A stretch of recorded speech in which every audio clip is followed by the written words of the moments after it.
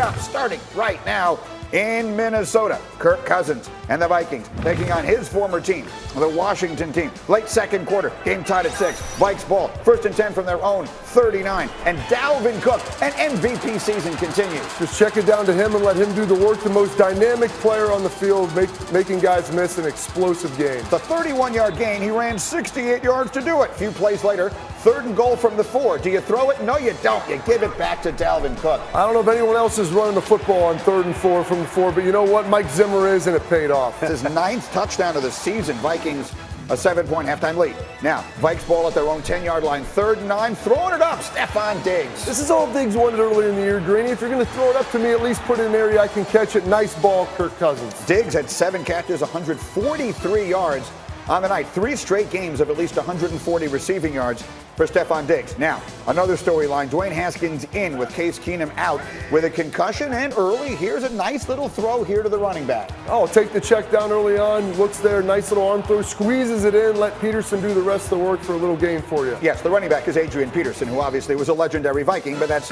not the purpose of this discussion. This is Haskins. Oh, he didn't see that coming. Yeah, they bring the linebacker, he's unblocked, and you either have to know it and get rid of the football or adjust the protection. He does neither. Rookie mistake. Okay, so now let's get to an interesting moment in the game. This is still very much a game in the 3rd quarter. Mike Zimmer, generally known as a fairly conservative coach, but on a 4th and 1 inside his own 40-yard line, they're going to go for it. Oh, when your mantra is run the football, you think you could get a yard. They don't get it there.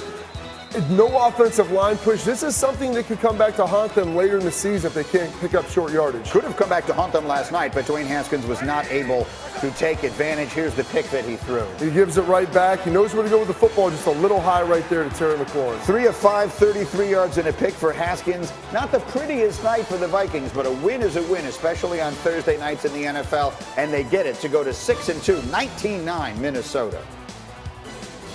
We're 6-2. I think we've got everything in front of us, and we got to go out and prove it the second half of the season. But we've put ourselves in a position now where the second half of the season is going to be there for the taking, and so that's a really good thing. I hate losing. I feel like I played a part in that, and it's tough, but it's only year 1 for me. Got a lot of years left, and this is all a learning experience. I tell you what, it's been tough to watch the Skins play football, but at least the city of Washington has the Nationals. This month alone, the Nats have outscored the Skins by 29 points, and they have 1 fewer loss than the football team in town. Hembo. Oh, look at the faces. These guys, Hembo, they're offended. The football players are offended. That's just wrong, Hembo. Let's talk about them, because this is an historical franchise, right? They go back basically to the inception of the National Football League, and they're terrible. At 1-7, this is as bad a start as they've been off to in a generation. There's so many questions about the ownership group, so many questions about the leadership, and questions about the quarterback they drafted. Is this going to be a desirable coaching job? They have fired the coach. They're moving on. Is this a job that a lot of people are going to want? No, not at all. The culture at Washington. No. They have a great culture. What's a great culture? They have a great culture. Bruce Allen said it was a great culture. The great culture. No, we're living in reality here. In the real world, the culture is terrible. And that's why you wouldn't want to go there as a head coach, because you never want to be undermined by the Bruce Allens of the world and Dan Snyders of the world, because your players, if they don't want to buy in, they just go right around and circumvent you. What value do you place on Haskins? How much are you in love with him as a head coach or coordinator? And then what are you willing to put up with from ownership? Do you want full control? Maybe that's not the place you want to go as a head coach if you want full control, like Pete Carroll, like Bill Belichick. That might not be the spot for you. Look, the obvious reality is there are only 32 of these jobs. There will be lots of people who want them. What I'm talking about is coaches who have options. Is this an option they're going to find attractive? That guy on your screen right there could be the reason. And I'm looking at you, Bobby Carpenter, who hosts a talk show in Columbus and the pride of Ohio State, maybe the most beloved Buckeye of all time. Yeah. You thought I love Dak? If Ryan Day is a guy who at some point is interested in making a jump to the NFL, would he want to go with his former quarterback? I think he likes his quarterback, but college coaches love autonomy. And so they don't want to sit there and have stuff crammed down on them. Plus, player selection. You have to look at this roster, Greeny. Like, outside of Dwayne Haskins, like, Trent Williams is really good. He's not playing. Your best player right now on offense is a 34-year-old running back. Granted, he's a Hall of Famer, but it's not like, hey, we're going to build around this guy for the future. That is the problem that coaches are going to look at this and face. Say, they haven't won. There's no one really there to win with outside of maybe a good young quarterback. So let me spin it then to the other side of this. The Vikings win. They're 6-2. It was not the most exciting game of all time, but as we look at the big boys of the NFC, we all like Green Bay a lot. We all like New Orleans a lot. San Francisco is unbeaten. Where does Minnesota fit into this conversation? Wild card. They can compete. Don't get me wrong. If Green Bay slips up, they can compete and win the division. They're not going to win the division as long as Green Bay keeps playing the way that they're playing. So they're a wild card team right now, looking at number 5 in the wild card. I think it's them and Detroit for the wild card as it stands right now. I mean, the Bears are going to have Detroit a serious, to win a wild card? Lions or Minnesota for the wild card out of the North. Without the Bears? Wins it. What do you mean without the Bears? So the Bears are better than Detroit. I don't know about that. Better record. I don't think they're better than the. I don't know. That's the problem. I don't know. Oh, okay. Are the Vikings a playoff team? Yeah, good teams are getting left out. Vikings are in the playoffs. They'll probably be a wild card team with 11 At wins. best, but I'm saying it's them and Detroit fighting for that wild card. I know the Bears are better on paper right now, but that defense is going to have to play real well, and Mitch is going to have to get healthy. Take a look out west. Seattle's getting one. San Francisco is getting in. San Francisco's in. And the Rams. Saints. The Rams are probably out. Saints are in. Dallas. I mean, there it is. There are a lot of really good teams in the NFC. Some of them are going to wind up getting left out when it's all said and done. Meanwhile, the AFC is an entirely different story. Let's talk about that. New England, Cleveland this weekend in a game that will grab all of our attention. The Browns in Foxborough off their bye. Jarvis Landry seemed to be feeling pretty good about going up against the undefeated Patriots. Here's what he said. Well, we're going to win. We're going to win. I think it's just that simple. We getting guys back healthy again, and we're going to win. All right, now, soon after he made that statement, Landry wanted to make very sure to clarify he was not guaranteeing a victory and meant only to say that we're going there to win, with the game being in Foxborough. So, all right, that is what it is. Speaking of that, let's go to Foxborough, where Mike Reese is standing by. Mike, how did Jarvis Landry's quote, whatever it is he meant to say, play out in New England? Well, Greeny, you probably won't be surprised. Bill Belichick, he doesn't miss too many tricks. I'm told he did address this with his players, but maybe not necessarily in the way you would expect. A player told me that the context of how Belichick referenced this to his players was that, look, there's a lot of noise out there, and regardless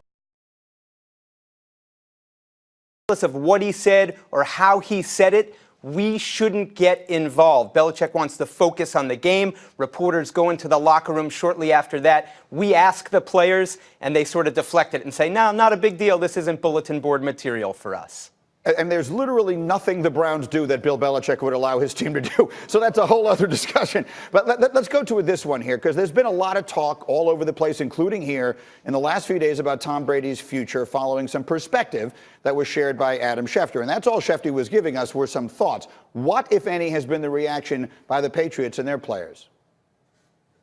Well, you know, there hasn't been really any buzz, Greeny, in the locker room about that, and it's not a huge surprise. This is a very hard, grinding environment that Bill Belichick has, and he sets the tone. He basically says, if it's not about the next opponent, in this case the Cleveland Browns, it's not important. And so, really, no one's talking about it at all, quite frankly. As someone who has covered the team as long as you have, what have been your observations of Brady this year? Well, I just want to relay this, Greeny. They won Monday night in New York. They get back to the facility at 3:30 or so in the morning. Tom Brady's rolling back in here in the 10 o'clock hour for his regular Tuesday meetings. And to me, that's reflective of his short-term mindset of being all in. I mean, he is invested in this season. But, Greeny, it's been a hard season for him. There's been a lot of instability around him on offense. And I think as it relates to this topic that we're talking about, his mindset is all about the short term. All in, invest, and let the long-term, big picture, future stuff take care of itself in time. Now, look, when you're 42 years old, I suppose it's easy to approach it that way. Mike Reese, so well done. Thank you very much. Have a great weekend, and we'll see you next week. Meanwhile, I want to bring it out here and shift our attention to the Browns. I made sort of a joke there, but I think it's reality. Like, everything the Browns do is something Bill Belichick would cut you for, including Wednesday, Baker Mayfield was asked about being fined for criticizing officials from the Browns' loss to the Seahawks that came 2 weeks ago. He said this. No, I knew I was going to get fined, but it needs to be said. people have to be held accountable for their job. When it affects my job, it sucks because it's not in my control. Okay, so what do we make of that? What do you make of him calling out the officials basically a week and a half after the game was played? Wrong person to do it. I understand everyone's frustrations, but when you have so many other things going on as a quarterback, like trying to win, then you want to focus on that and stop talking about the referees. If they're not playing well or officiating well, fine, I understand that, but there's a lot more you need to worry about than that. Listen, just put the blinders on right now for Baker and the Browns. Just less is more. Less is more. Just worry about what you can control. Control the controllables and let that other stuff go. I mean, human errors is involved with referees. That's been going on forever. I just, like you said, I'll get Bobby back in this conversation because you seem to disagree with this. Listen, he may there's a stroll in over here. Okay. He may be an imperfect vessel for this, but tell me, how many players are sitting around in the locker room complaining? Yeah, thank you. Grab a seat, Bobby. Complaining about the fact that the officiating is terrible. He's the first guy that actually said, I'm going to take the L in the pocketbook. I'm going to say what everybody else is thinking. You can't afford to take L's right now. They've taken enough on the field. I'll give you that. That's what I'm saying. But him personally, I'm just saying, dude, let's just keep it on the field. Let's keep improving, keep working at your craft. Let's let that stuff Let me ask you this, itself. Bobby.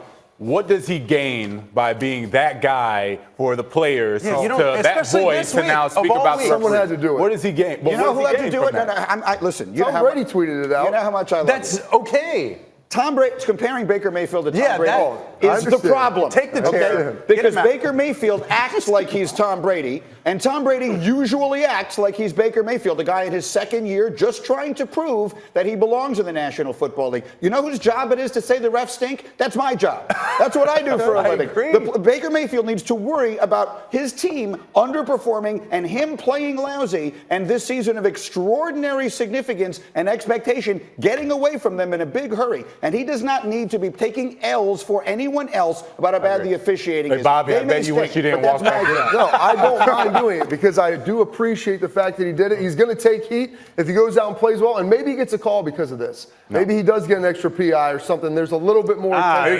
highly doubt it. 100%. You think the refs are going to hook him up now? No, I agree with what Greeny's saying. There is no reason that he should have said that. There was no reason at all.